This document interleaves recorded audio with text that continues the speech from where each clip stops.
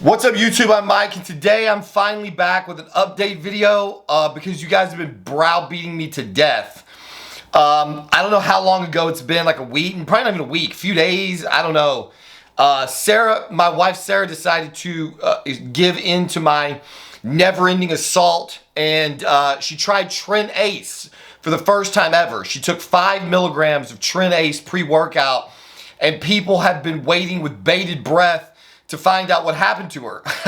Spoiler alert, guys, nothing happened. I know that this seems like some kind of crazy experiment to run. It really wasn't. I don't know if she's gonna come in here. We talked, we made a video the night of, and then I didn't really love it. We were just kind of laying in bed. We were lazy. We'd been watching a movie, and I was like, hey, people are starting to ask for like a proof of life video. Because I guess everybody thought, I don't know, people thought like it was good, that she was going to have some crazy experience that she just did not have. I don't know why you guys even thought that. She could have pinned 50 milligrams, guys, and nothing would have happened. Like, in the same way that if I went in there and pinned some giant amount of estradiol valerate, it's like one shot's not going to turn you into a woman. One shot of anything is not going to turn a girl into a man. The body just doesn't work that way.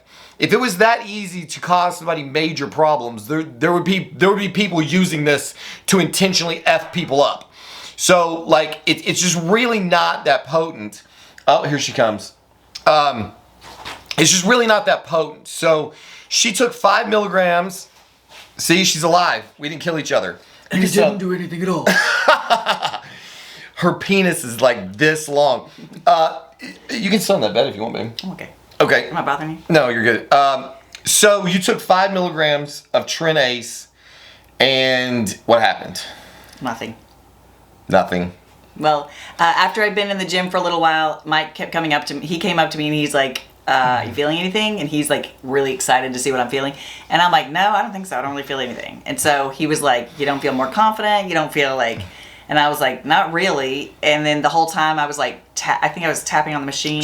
Yeah. And he's like, well, you look like you might be feeling something. So then as I examined and as time wore on, I was definitely more upbeat and energetic. I could not stand still in between my sets. Like usually I'd be sitting on my phone and, sitting on the machine and looking at my phone or whatever. And I was like pacing. You like watch movies and shit, right? Yeah. And you were like not doing that. No, I could not do that. I was pacing. I was focused on my workout. I was like, if I was sitting on a machine, I was like kicking my legs, tapping on my legs. I was like constant movement. So what's interesting is that the first time I took Tren Ace, I pinned it in the AM. I want to say I took 3 milligrams, maybe 5 milligrams. I don't remember. It was a small dose. It was probably 5. It could have been 7, but it was probably 5. Small amount.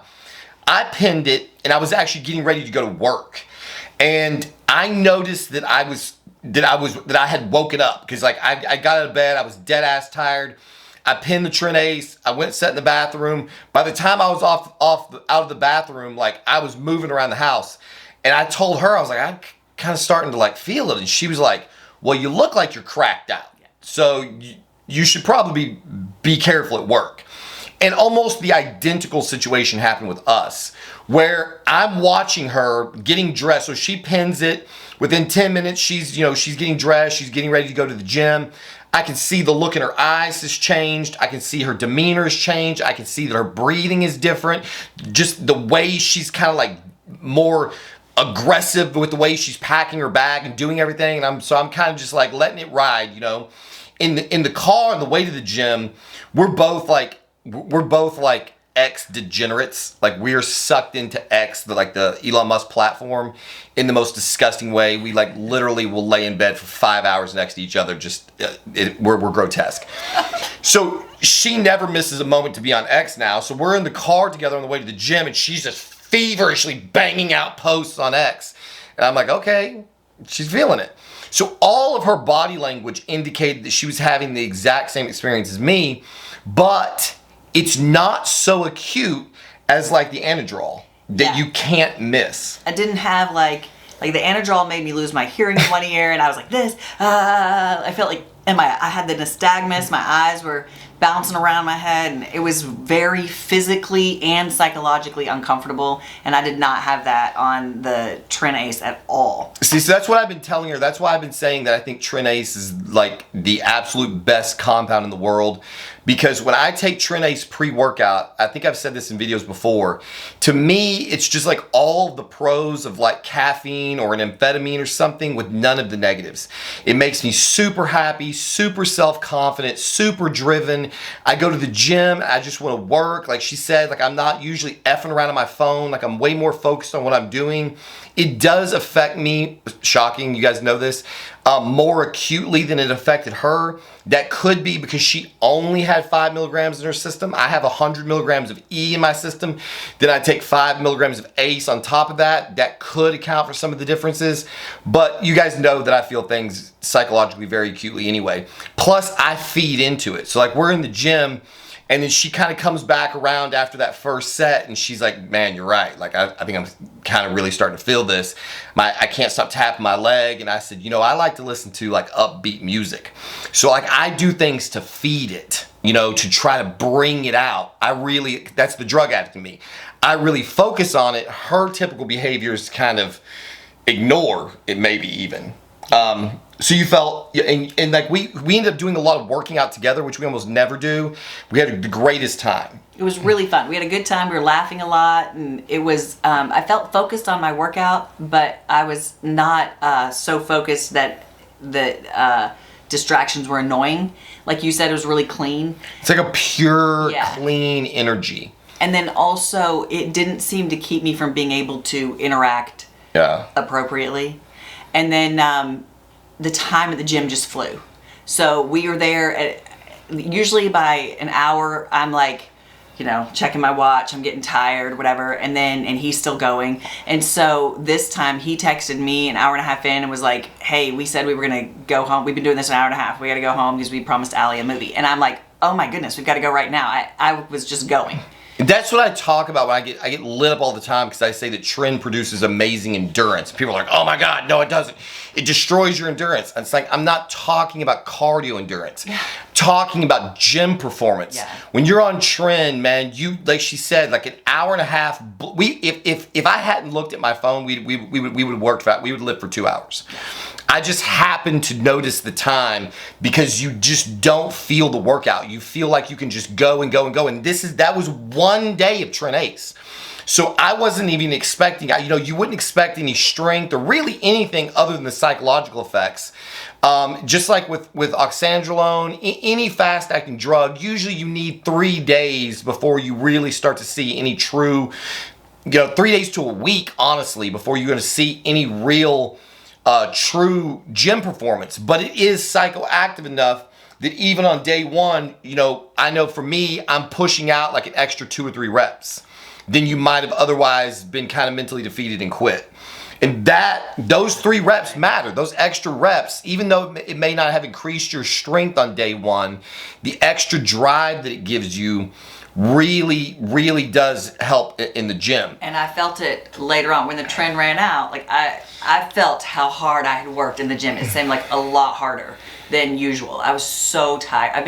My body's been so worn out. But so when we got home, I was still high energy, and I was, you know, Mike and Allie were watching a movie, and I'm like getting food, preparing things. I'm like just... She's bouncing around the house.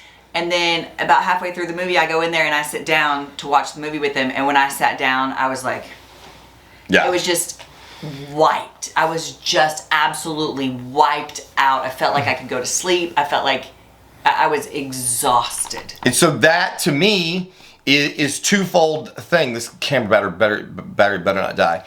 The reason that I like Tren Ace pre-workout so much is because when I take Tren Ace pre-workout, we took this at 6:45. Okay, now it's like 10:30ish, and the come up effect has happened. We've gotten a good workout together. We've slayed it. We've done everything we wanted to do, but now we need to be winding down to go to bed. And the Tren come up produced in both of us what feels like a crash, where suddenly in the absence of the rising level of Tren, which is also the rising level of dopamine, you kind of fall off the back end and you start feeling lethargic, and then you can go to sleep, which is something that Anadrol makes very difficult for me. I take Anadrol. We took the Anadrol pre-workout. It's still very much alive and active when you get home from the gym. So much so that it can create too much energy, and it's like a less clean feeling. It makes me feel sort of cracked out, and I need to go like walk laps to burn off the energy. It's much harder. Like with the Tren, I can come home, lay there in bed, watch a movie with my daughter, and be available and be comfortable, and then go to sleep with no problem.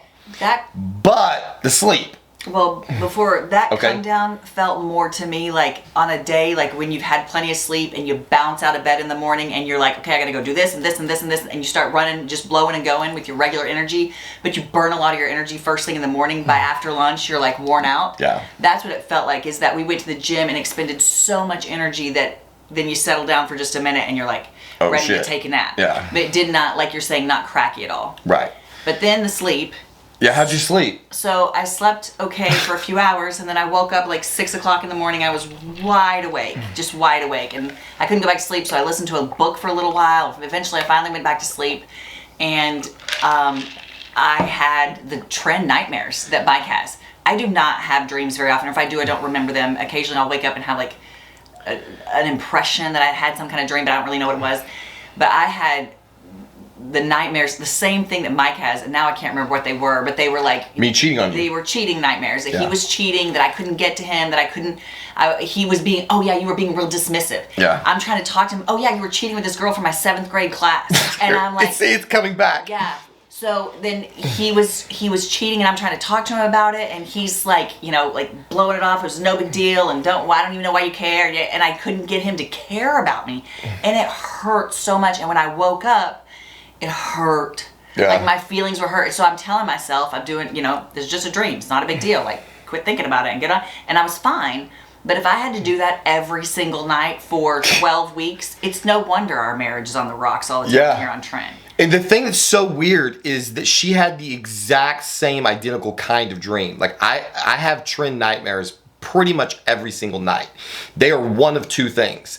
They are either nightmares about her. Fuck my battery. They're either nightmares about her exactly like this, where I think she's cheating, or she's not cheating, but she's doing something that's hurtful to me, and I'm trying to constantly get a hold of her. I'm trying to express my feelings to her, and she's just a total robot. I cannot get her to care, or I can't find her. I can't get her on the phone. I can't locate her, and these nightmares will be the kind of nightmare where you wake up from it, you go back to sleep, you go back into it, and so the entire night, even though you're asleep, you're having such vivid dreams, and they're all bad. It's almost like on Tren you're living two lives.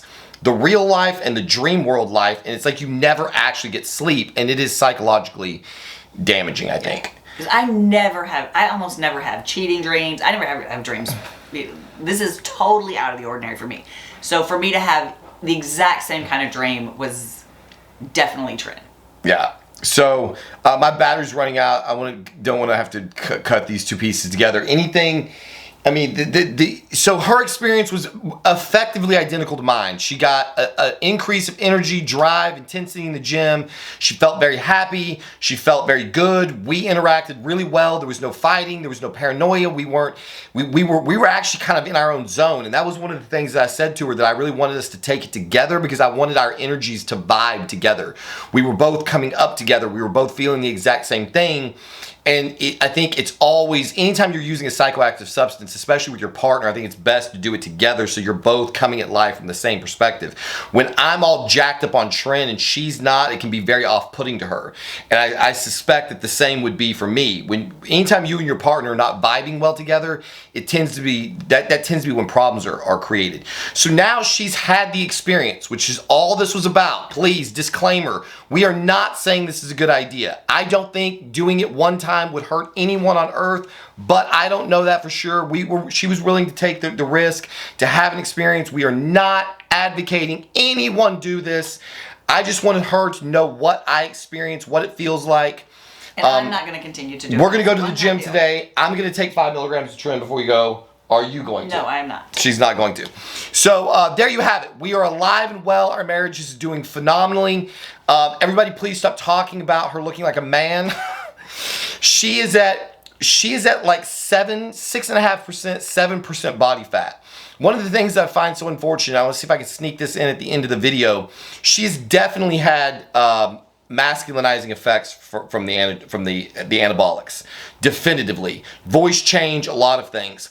One of the things that I noticed the most about women on anabolics is they carry substantially less body fat, especially on their faces, which is what creates a lot of this masculinized look. If you look at any female competitive bodybuilder on stage versus her in her off season, the differences are very stark. Sarah and I basically never have an off season. We are always very, very lean. And I think people need to take that into consideration. She's not ever going to carry the same normal feminine amount of body fat on her body. She's not trying to. She's trying to have abs. Well, I tried. See, now I have to cut the video together. That's what I do for you guys. I can't.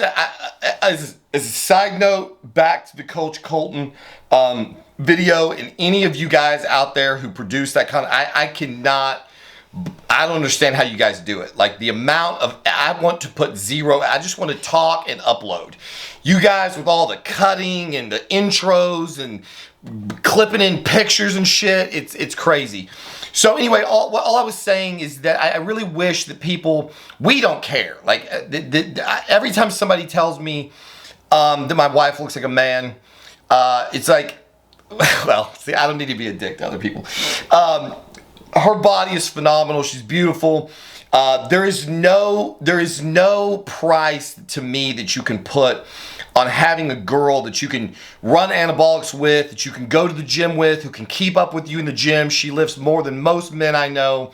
The lifestyle that I live is a lifestyle. Bodybuilding is a lifestyle. It is not a hobby. But from the meal prep to the rest days to everything that you have to do to maintain a physique that is super physiological, or even just maintain what you have to do to stay healthy when you train 4 to 5 days a week, it is an entire process. And having somebody to share that with is invaluable. So if that means that what did Coach Colton say? You had there was something more masculinized about your chin, a strong jaw, or a stronger jawline. I really honestly call BS on this entire thing. I have studied female bodybuilders. I have studied female fitness girls. Like if you look at Vanessa Saros has six-pack abs year-round. She does a very good job of keeping a very feminine look to her face. But there's a lot of post-processing going on there. Every single fit female that I have ever seen, Valenti Vittel is another good example of this.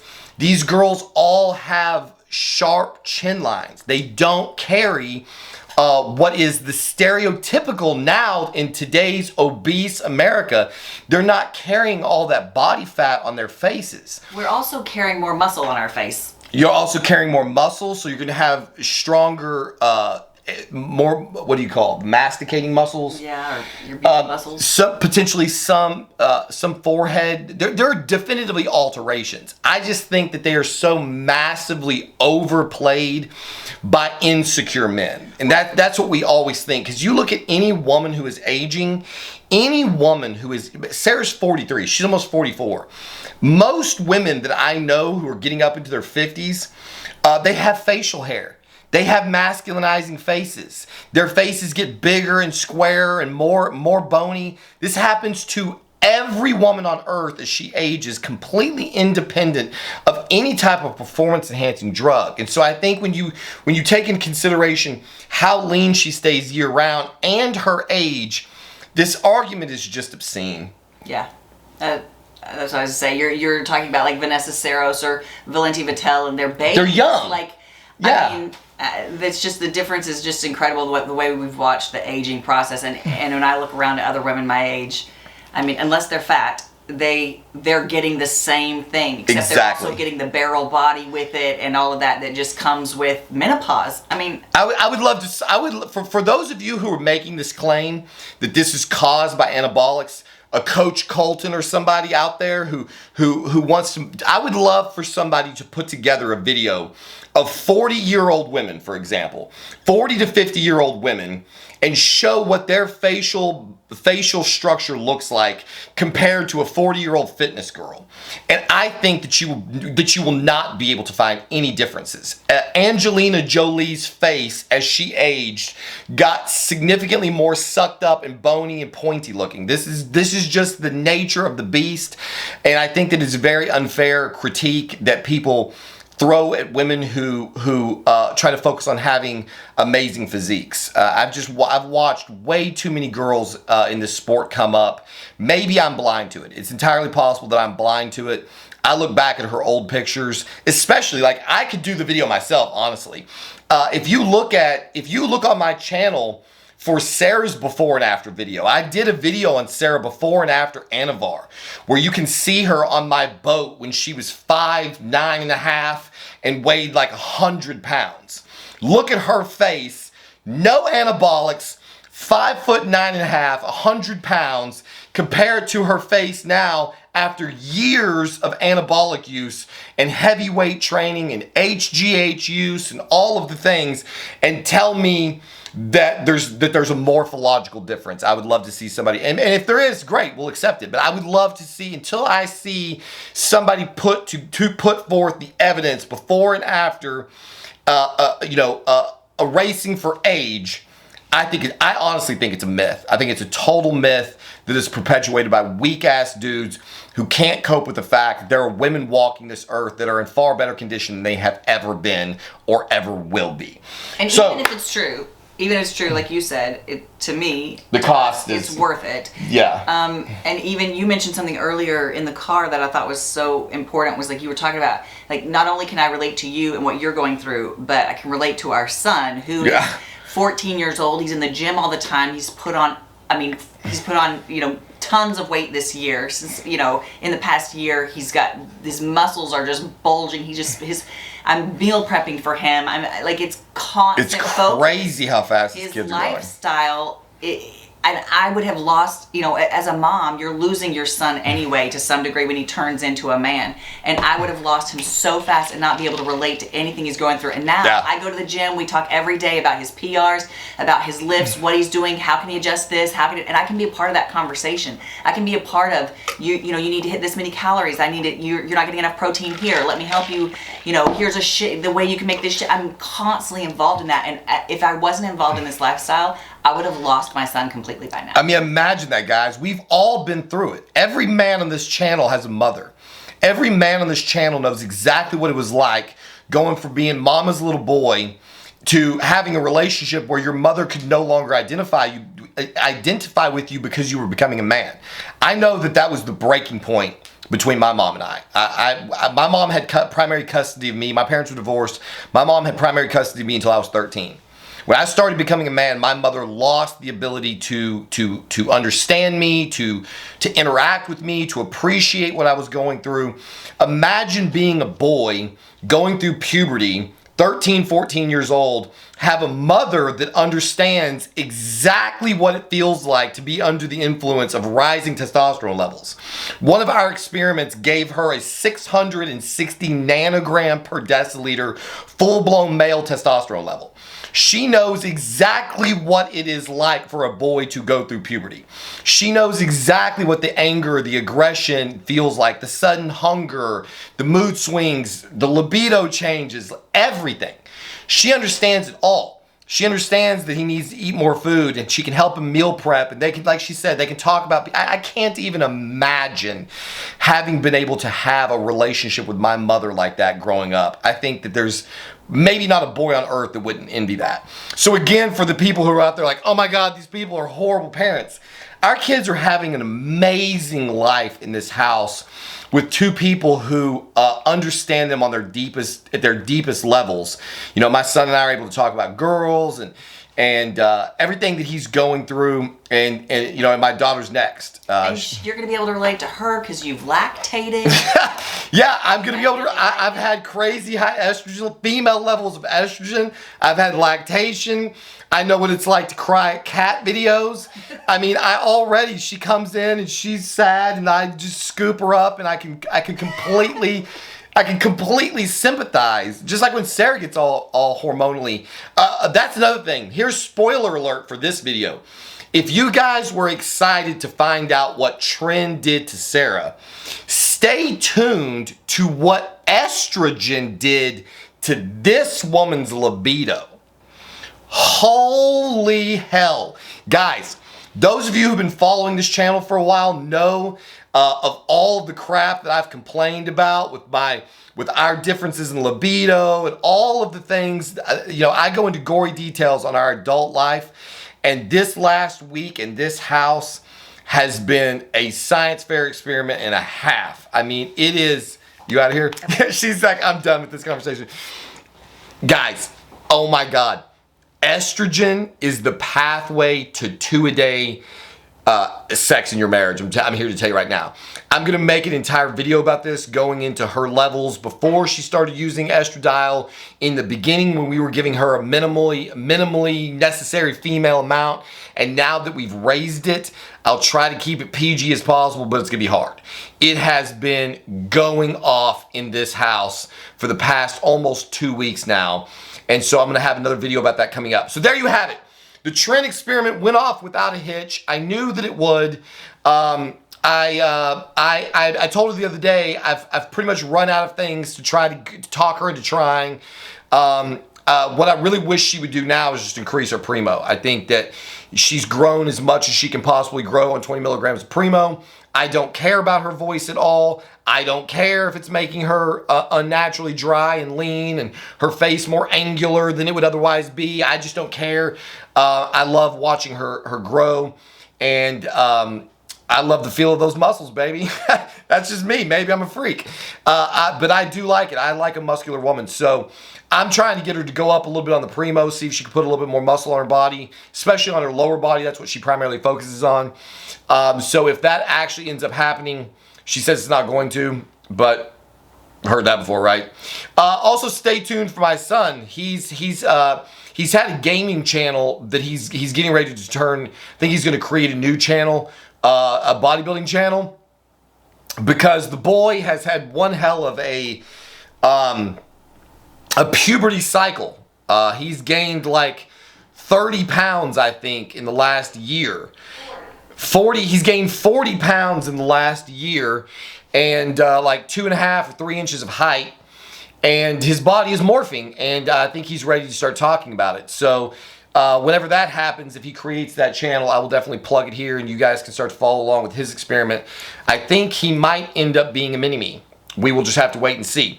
There you have it. As always, thank you for watching, and we will see you on the next one.